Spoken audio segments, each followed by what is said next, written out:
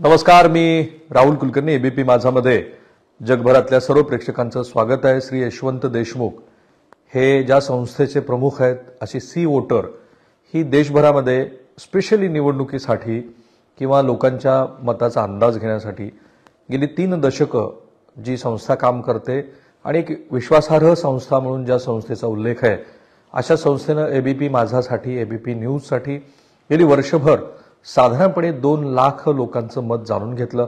याच्यामध्ये -3 अधिक प्लस म्हणजे -3 + 5 हा जो ज्याला आपण मार्जिन म्हणू ते गृहीत धरून त्यांनी देश पातळीवरती 2024च्या निवडणुकीमध्ये श्री नरेंद्र मोदी आणि त्यांची भारतीय जनता पार्टी यांच्या नेतृत्वातलं एनडीए आणि काँग्रेस आणि त्यांचे सहकारी पक्ष, ज्याच्यामध्ये वेगवेगळे प्रादेशिक पक्ष आहेत, स्पेशली महाराष्ट्रामध्ये श्री शरद पवार आणि श्री उद्धव ठाकरे यांच्यासह देशभरामध्ये 2024च्या निवडणुकीचं चित्र काय राहील ह्याबद्दलचं विश्लेषण केलं आहे. आणि श्री अजित पवार यांना आपल्याबरोबर घेऊन सुद्धा भारतीय जनता पार्टीला 2024च्या निवडणुकीमध्ये अपेक्षित असं यश मिळताना दिसत नाही. आणि म्हणून आपण सी वोटरनी महाराष्ट्रातल्या 48 लोकसभा जागांचं जे प्रिडिक्शन केलेलं आहे, कारण उत्तर प्रदेश पाठोपाठ महाराष्ट्र हे दुसऱ्या क्रमांकाचं अत्यंत महत्त्वाचं असं राज्य आहे. उत्तर प्रदेशमध्ये 80 जागा असतील तर महाराष्ट्रामध्ये 48 लोकसभेच्या जागा आहेत. महायुतीला म्हणजे श्री एकनाथ शिंदे, श्री अजित पवार आणि भारतीय जनता पार्टी ह्या तिघांना मिळून 2024च्या निवडणुकीमध्ये 19 ते 21 जागा मिळतील आणि त्यांचा साधारणपणे मतदानाचा टक्का हा 37% असेल. म्हणजे 100 महाराष्ट्रातल्या मराठी माणसानं किंवा महाराष्ट्रीयन माणसानं मतदान केलं तर 37 लोक हे महायुतीला मतदान करतील आणि म्हणून भारतीय जनता पार्टीला 19 ते 21 जागा मिळतील असं सी वोटर एबीपी माझ्याच्या सर्वेक्षणातून दिसतं आहे. तर महाआघाडी की ज्या महाआघाडीमध्ये श्री उद्धव ठाकरे यांच्या पक्षाची तिथे फोड झाल्यामुळं अगदी कार्यकर्ता पातळीवरती पण मोठी फाटाफूट झालेली आहे असं सर्वसाधारण चित्र आहे. आणि श्री शरद पवार यांच्या पक्षामध्ये मोठी फूट पडल्यानंतर अजित पवार यांच्या बाजूनं जवळपास सगळा पक्ष गेलेला आहे असं चित्र आहे. अशा महाविकास आघाडीमध्ये की ज्याचं नेतृत्व देश पातळीवरती काँग्रेस करते आहे म्हणून काँग्रेस आणि इतर असं जे चित्र महाराष्ट्रातलं आहे, तर महाविकास आघाडीला 26 ते 28 जागा मिळत आहेत असं सी वोटर सांगता आहे. आणि त्यांना मिळणाऱ्या मताचा टक्का हा 41% आहे. म्हणजे 100 पैकी 41 मतदार हे महाविकास आघाडीला मतदान करतील. आणि मग जर इतर मागच्या वेळेला इतर पण त्याची मी आकडेवारी तुम्हाला सांगेन, इतर जे पक्ष होते स्पेशली MIM आम्ही आणि प्रकाश आंबेडकर यांची वंचित बहुजन आघाडी, त्यांना 28% मतं मिळालेली होती. यावेळेला इतर या मंडळींना 2 जागा मिळतील आणि 22% त्यांना मतं मिळतील. म्हणजे महायुतीला 19 ते 21 जागा, महाविकास आघाडीला 26 ते 28 जागा आणि इतरांना 2 अशा जागा मिळतील. महायुतीला 37% मतं मिळतील तर महाआघाडीला 41%, म्हणजे महायुतीपेक्षा जवळपास 4% मतं कमी आणि ही मतं ही खूप अधिक असतात. इतरांना 2 जागा आणि 22% मतं मिळतील. आता 2019च्या निवडणुकीमध्ये काय चित्र होतं ते आपण बघू आणि मग हे असं का होऊ शकतं. ज्या प्रेक्षकांनी आमचा 419वा क्रमांक मधल्या ओळीचा पाहिलेला नाही त्याने तो जरूर पाहावा. त्यातले 2 मुद्दे तर मी ऑलरेडी मधल्या ओळीतून त्याची दखल घेतलेली आहे. 2019ला भारतीय जनता पार्टी आणि शिवसेना हे एकत्रित लढले होते. विशेषतः पुलवामाचा हल्ला व्हायच्या आधी ज्या 5 राज्यातल्या निवडणुका आता ज्या झाल्या त्या निवडणुकीतले निकाल हे भारतीय जनता पार्टीला समाधानकारक वाटले नव्हते आणि म्हणून त्यांनी 2014ला शिवसेनेबरोबरची जी 25 वर्षाची मैत्री तोडली, दोन्ही बाजूंनी तसं आरोप प्रत्यारोप केले जातात की यांच्यामुळे तुटली. त्यांनी 2019ला मात्र शिवसेनेला आपल्याबरोबर घेतलं आणि शिवसेना आणि भारतीय जनता पार्टी हे एकत्रित लढलेले होते. त्यावेळेच्या एनडीएला 48 पैकी 41 जागा जिंकता आल्या होत्या आणि त्यांना 51% मतं मिळालेली होती. UPAला म्हणजे राष्ट्रवादी काँग्रेस आणि काँग्रेसला त्यांनी 48 जागा लढवल्या होत्या, त्यांना अवघ्या 5 जागा जिंकता आल्या होत्या आणि त्यांना केवळ 32% मतं मिळालेली होती. AIMIM आणि वंचित बहुजन आघाडी यांनी पण जवळपास सगळ्या जागा लढलेल्या होत्या.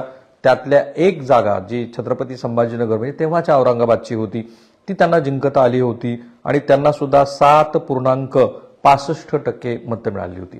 तेव्हा 2014 आणि 2019 मध्ये श्री नरेंद्र मोदी यांच्या नावाचा पूर्ण करिश्मा होता आणि म्हणून 2019च्या निवडणुकीमध्ये आपण बघितलं की भारतीय जनता पार्टी आणि शिवसेनेला घवघवीत यश मिळालं होतं. यावेळेला म्हणजे 2024च्या आधी 2023 डिसेंबर अखेरला हा जो डेटा आलेला आहे त्याच्यामध्ये महाराष्ट्रातले मराठी मतदार हे कोणाकडे त्यांचा अधिक कल आहे हे विचारलं गेलेलं आहे, ज्याच्यामध्ये श्री नरेंद्र मोदी यांची जी अप्रुव्हल रेटिंग आहे, नरेंद्र मोदी की राहुल गांधी असं विचारलं गेलं. खरं म्हणजे राहुल गांधी हे आता इंडिया आघाडीचं नेतृत्व करणार नाहीयेत, त्यांच्याऐवजी खरगे यांचं नाव पुढे आलेलं आहे. अर्थात काँग्रेस पक्षानं अजूनही खरगे यांच्या नावाला दुजोरा दिलेला नाही. ममता बॅनर्जी आणि अरविंद केजरीवाल यांनी ते नाव पुढे आणलंय. अशा स्थितीमध्ये श्री राहुल गांधी हा प्रश्न जरी इररिलेव्हंट वाटत असला, म्हणजे औचित्याला धरून नसला, तरी महाविकास आघाडीकडे, देश पातळीवरती इंडिया आघाडीकडे राहुल गांधी हेच नेतृत्व सक्षम आहे अशी आजवरची धारणा होती. महाराष्ट्रामध्ये नरेंद्र मोदी की राहुल गांधी असा प्रश्न विचारला तेव्हा 55% लोकांनी सांगितलं की माहीत नाही. मतदार प्रचंड चाणाक्ष असतात. मी हे सातत्यानं जेव्हा जमिनीवरती फिरतो आणि लोकांशी संवाद साधतो तेव्हा एक विशिष्ट मानसिक पातळीवरती आल्याशिवाय मतदार सहजासहजी आपलं मत कधीही सांगत नाहीत, हा माझा अनुभव आहे. तसंच या सी वोटरच्या सर्व्हेमध्ये दिसतं आहे. 55% नागरिक म्हणतात की माहीत नाही. 30% नागरिकांचा श्री नरेंद्र मोदी यांच्यावरती विश्वास आहे. 6% नागरिकांना केवळ राहुल गांधी हे देशाचे पंतप्रधान व्हावेत असं वाटतं. या दोघांपेक्षा इतर कोणीही चालेल असं म्हणणारे सुद्धा महाराष्ट्रामध्ये 9% महाराष्ट्रीयन आहेत. त्यामुळे सी वोटरचा हा सर्वे नरेंद्र मोदी आणि राहुल गांधी यांना महाराष्ट्रातली किती टक्के जनता आपल्याशी जवळून त्यांना भावते आहे तेही मी तुम्हाला सांगितलं. 2019ची आकडेवारी पण सांगितली आणि आता आपल्याला विश्लेषण करायचं जे आपण मधल्या वेळी नेहमी करत असतो, तर हे असं होऊ शकतं का? यस, असं जरूर होऊ शकतं. एक, ह्या सगळ्या तोडफोडीतनं म्हणजे आता जर नरेंद्र मोदी आणि भारतीय जनता पार्टीला इतकी मोठी पिछेहाट महाराष्ट्रात होणार असेल तर ती तशी का होऊ शकते याच्या कारणांचं विश्लेषण करू आणि तशी का न होण्याची शक्यता आहे तेही आपण पुढच्या विश्लेषणाच्या मुद्द्यात ते घेऊ. नंबर 1, श्री नरेंद्र मोदी यांच्या भारतीय जनता पार्टीनं महाराष्ट्रामध्ये सत्तेसाठी ज्या पद्धतीची तोडफोड केलेली आहे ती बहुधा भारतीय जनता पार्टीच्या कोर मतदारांना, जे सातत्यानं भारतीय जनता पार्टीलाच मतदान करतात, त्यांना सुद्धा ती भावलेली नाही असं सतत जाणवतं. मुद्दा क्रमांक 1 म्हणजे भारतीय जनता पार्टीनं आपल्याच तत्वाबरोबर खूप मोठ्या प्रमाणामध्ये तडजोड केलेली आहे अशी धारणा. मुद्दा क्रमांक 2, भारतीय जनता पार्टी सत्ता मिळवण्यासाठी काहीही करते असं जे परसेप्शन आहे ते जवळपास सगळीकडे पसरत गेलेलं आहे आणि तत्वज्ञानाची गोष्ट राजकारणामध्ये आता उरलेली नाहीये असं जवळपास महाराष्ट्रातल्या मतदारांना वाटतं, असं मला बहुतेक वेळेला लोकांशी बोलताना जाणवतं. श्री नितीन गडकरी 2 दिवसापूर्वी विले पार्लेच्या कार्यक्रमामध्ये बोलताना जवळपास अशाच पद्धतीचं वक्तव्य त्यांनी केलेलं आहे. आता याशिवाय 2014 आणि 2019ला एक महत्वाचा फरक जो मला जाणवला होता, मी देश पातळीवरती दोन्हीही वेळेला देशातल्या बहुतेक मोठ्या राज्यामधल्या निवडणुका कव्हर केलेल्या आहेत. 2014ला मतदारांना श्री नरेंद्र मोदी यांनाच विजयी करायचं होतं आणि 2014ला त्यामुळे मतदारांनी इथे उमेदवार कोण आहे हे पाहिलं नाही आणि म्हणून भारतीय जनता पार्टीला त्यावेळेला 44 वगैरे जागा मिळालेल्या होत्या. 2019ला सुद्धा जवळपास नरेंद्र मोदी आणि भारतीय जनता पार्टी हेच देशाचं आंतरराष्ट्रीय पातळीवरचं उत्तम नेतृत्व असू शकतं असं जे देश पातळीवरती जे परसेप्शन होतं, स्पेशली पुलवामा घटना घडल्यानंतर, तेच महाराष्ट्रामध्ये सुद्धा घडलं. 2014 आणि 2019ला भारतीय जनता पार्टीचा उमेदवार कोण आहे त्या मतदारसंघात हे लोकांनी पाहिलं नाही. त्यांनी नरेंद्र मोदी यांनाच आपल्याला निवडून द्यायचं आहे असं गृहीतक मानलं आणि त्याप्रमाणे मतदान झालेलं आहे, ही वस्तुस्थिती आहे. 2024ला एक मूलचा फरक मला असा दिसतोय की अगदी सोलापूर मतदारसंघ घ्या किंवा लातूर मतदारसंघ घ्या किंवा भारतीय जनता पार्टीचे जिथे उमेदवार विजयी झालेले आहेत त्या खासदारांनी आपल्या मतदारसंघासाठी काय केलं असं हळूहळू का असेना पण लोक बोलायला लागलेले आहेत. त्यामुळे यावेळेला अगदीच 2014 आणि 2019ला जी राष्ट्रवादी काँग्रेस आणि काँग्रेसची धुळधाण झालेली होती तशी स्थिती होण्याची शक्यता कमी दिसते, कारण यावेळेला त्यांचा उमेदवार कोण आहे हेही बघितलं जाईल. मुद्दा क्रमांक 3. मुद्दा क्रमांक 4, श्री उद्धव ठाकरे आणि श्री शरद पवार यांच्याबद्दलची सहानुभूती ही अजूनही कायम आहे.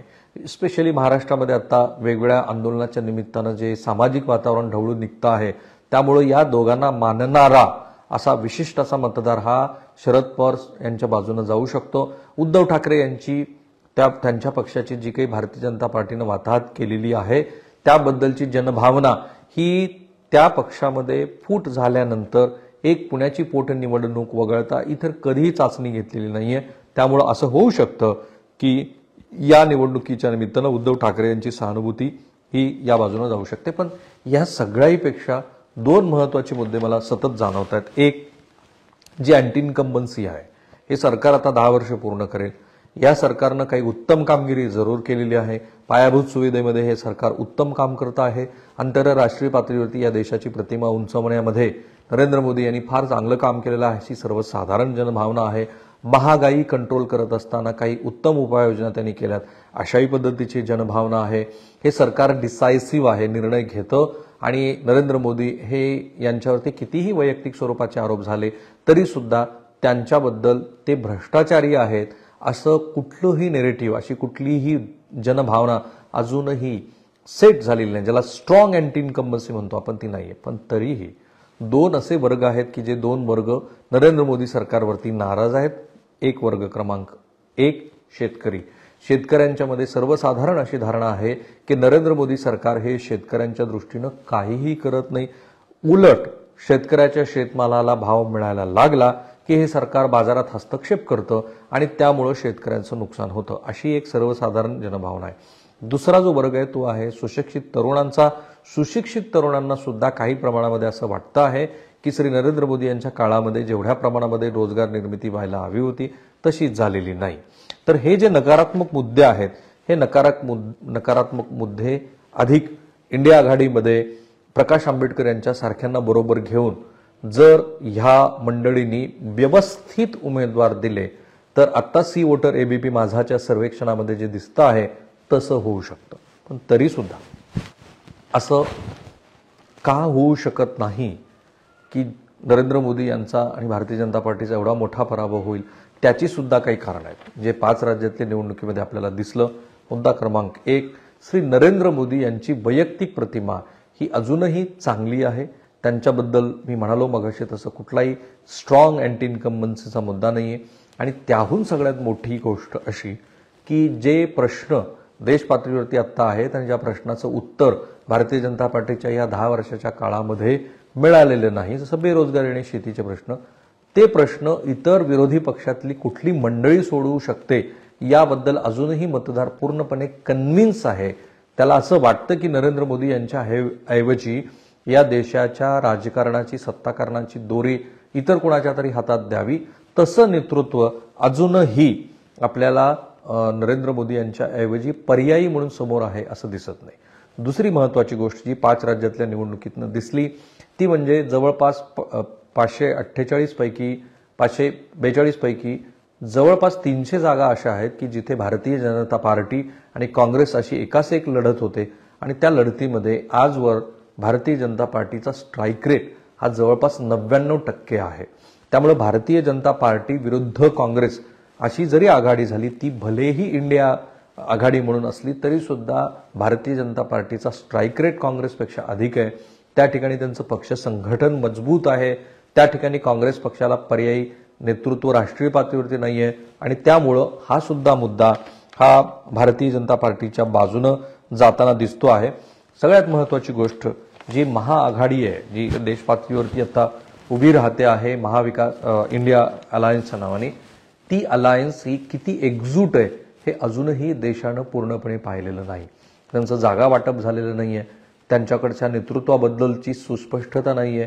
बंगालमध्ये काँग्रेसला किती जागा मिळतील, उत्तर भारतामध्ये समाजवादी पक्ष काँग्रेसला किती जागा देणार आहे, वाईस वर्षा दिल्लीमध्ये काँग्रेस पक्ष आम आदमी पक्षाला किती जागा देणार आहे, महाराष्ट्रातल्या जागा वाटपामध्ये शिवसेनेला जेवढ्या 20-22 जागा हव्या आहेत तेवढ्या काँग्रेस सोडणार आहे का, गुजरातमध्ये काँग्रेस इतरांना संधी देणार आहे का, म्हणजे आम आदमी पक्षाला, छत्तीसगड आणि मध्य प्रदेशमध्ये काँग्रेस पक्ष समाजवादी पक्षाला आपल्या बरोबर घेणार आहे का, हे अजून स्पष्ट झालेलं नाही. आणि म्हणून ही जी आत्ताचा सी वोटरचा सर्वे आहे तो इतका महाराष्ट्राच्या मर्यादेमध्ये हा महायुतीच्या बाजूनं झुकलेला दिसला तरी सुद्धा काही गोष्टी अशा आहेत की ज्या गोष्टी ह्या अंतिम निवडणुकीच्या निकालावरती परिणामकारक ठरतील. आणि म्हणूनच तर सी वोटर एबीपी माझानी सांगितलं आहे की ह्या मार्जिनमध्ये, ह्या सी वोटरच्या सर्वेक्षणामध्ये -3 + 5, -3 + 5 हे आमचं मार्जिन आहे. काही होऊ शकतं. एक गोष्ट निश्चित आहे की 2014 आणि 2019 मध्ये जी पूर्णपणे भारतीय जनता पार्टी आणि श्री नरेंद्र मोदी यांची लाट होती ती किमान महाराष्ट्रामध्ये तरी दिसत नाही. तत्व राजकारणातलं नावाची जी गोष्ट आहे ती महाराष्ट्रासारख्या राज्यामध्ये महत्त्वाची ठरते. आणि त्या ठिकाणी 2019 नंतर आधी शिवसेनेनं राष्ट्रवादी काँग्रेसबरोबर जाऊन आणि नंतर ते महाविकास आघाडीचं सरकार पाडण्यासाठी भारतीय जनता पार्टीनं एक वेळेला एकनाथ शिंदेंना बरोबर घेणं लोकांनी स्वीकारलंही असतं.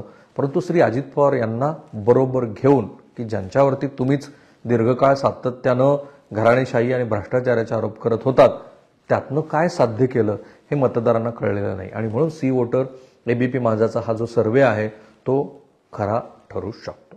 थांबूया आपण इथे. बऱ्याच प्रेक्षकांना असं वाटेल की हे काही बरोबर नाहीये, हे सर्वे ज्याची क्रेडिबिलिटी कमी आहे. एक डिस्क्लेमर मी पण देतो की प्रत्यक्ष लोक काय विचार करतात हे लोकात गेल्यानंतर आपल्याला अधिक त्याचा सेन्स येतो. परंतु हा सर्वे हा यासाठी महत्त्वाचा आहे की मधल्या सगळ्या राजकीय घडामोडीनंतर इतका ठळकपणे महाविकास आघाडी ही इतकी पुढे असेल असं दिसलेलं नव्हतं. तुमचं जे मत आहे या व्हिडिओच्या कमेंट बॉक्समध्ये जरूर टाका. मी आणि एबीपी माझा सर्व सोशल मीडिया प्लॅटफॉर्मवरती आहोत. आम्हाला फॉलो करायला लागा. थँक्यू. एबीपी माझा, उघडा डोळे बघा नीट.